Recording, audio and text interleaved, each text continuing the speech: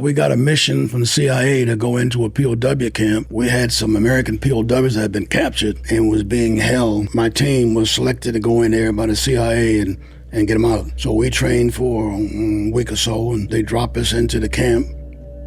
We were out there for about 4 days getting to the camp and looking for the POWs. We got to the first one and we killed the guards, but we didn't see any POWs. Then their reinforcements come in, we killed all of them. So we're thinking, how the hell are we gonna get out of here? We're in the middle of the jungle and we don't have any POWs. And so they decided to get us out of there, so they dropped the hoist down.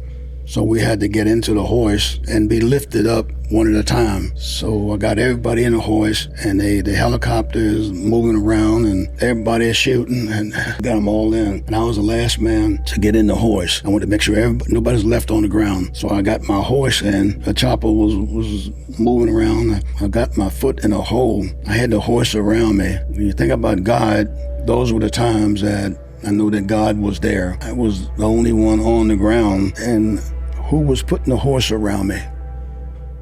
Because everybody had gone.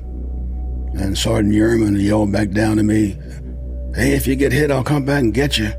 Then he left, so I'm on the ground by myself now. And I'm stuck there. My foot had got into a hole. But then I figured that somehow I got out of the hole and my horse was on me. God did that. God was with me. He helped me get that horse on. And I took off up in the air, and they were firing, and my guys unloaded from the helicopter. The helicopter was mostly smoke because they were just shooting on the ground. And I got hit. I got hit in the face, and my head exploded. God damn. And then my right eye closed, and they pulled me up, and my CO corpsman pulled me in, and I was alive, but I wasn't quite sure. I thought, boy, this is it. It hurt like hell.